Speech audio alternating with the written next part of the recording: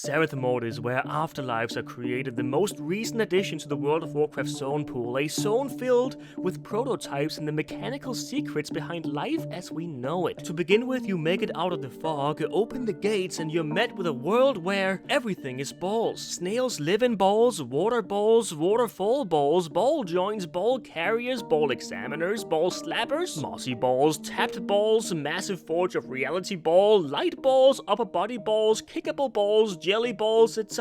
It's all balls. You get the picture. Even the mouths of bears are balls. And no matter how much Blizzard's Twitter admin tries to guilt me into finding these creatures cute, his face is shaped like a boomerang and looks like a cutout hieroglyph of an owl. You are a better person than I if you get any serotonin out of petting this abomination. Is he frowning, grinning, sad, angry? My anxiety levels rise as his ball mouth just spins steadily in an endless loop.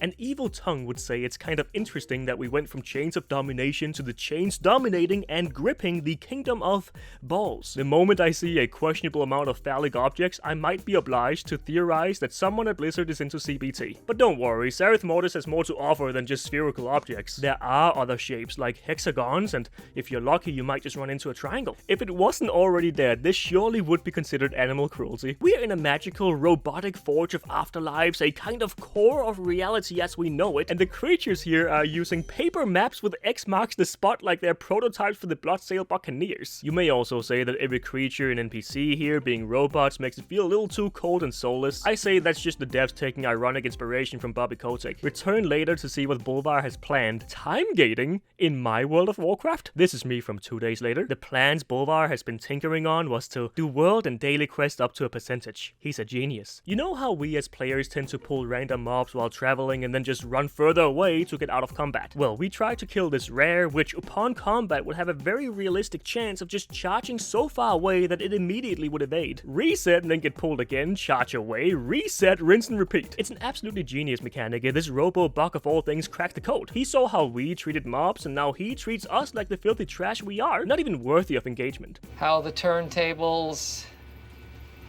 Out of range. Oh my god. Holy shit, Titani, what the hell are you doing? That's the most OP mechanic of all time. It sounds... No, he's gone. What the actual...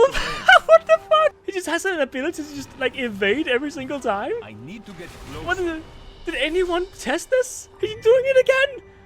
He has no respect, an absolute king. Let me ask you a question. What is it with us just eating random Death Realm fruit laying on the ground? If my stomach acts up if I have a slightly undercooked hot dog, ask yourself what would happen if you eat prototype fruit from the birthplace of afterlives? How the hell would your gut bacteria handle that one? Like, yes, a green pineapple that turns you into nuclear waste. Of course, we're prepared. These fish are taken straight out of classic WoW. A little bit of fan service for the oldies, I guess. And looking around Zereth Mortis, as I said, everything else are prototype afterlife robots, but the fish... I've seen those PNG 2004 animated creatures in Booty Bay. You aren't fooling me. And even the Eternal ones are prototypes. The Eternal ones, the gods of Shadowlands. But the mackerel are just mackerel. Fish are the constants of the realm of death. I can't wait for the next Chronicles. Important intermission. Are birds real? For decades, a conspiracy theory has grown in popularity online, causing massive trust issues within the IRL community. These IRLs believe that the CIA created birds in their entirety as a class of animals to spy on the public. That goes for sparrows, flamingos, chickens, and ostriches. All government drones shitting on our cars and filming our reactions to it. What gives this conspiracy theory even more air under its wings is that Blizzard Entertainment has, with the release of Zereth Mortis, put in robot birds everywhere. Mechanic critters behaving like birds with camera lenses for eyes. Blizzard being the closest thing to CIA or the government that we have in World of Warcraft, running everything underneath the surface. While we're innocently doing our world quest, they are keeping a watchful eye on all of us. So warning, don't have conversations in the vicinity of these drones. Don't do anything that might break the laws of the TOS, but if you are such a person who bots, I'm sure they won't catch you in Zereth Mortis.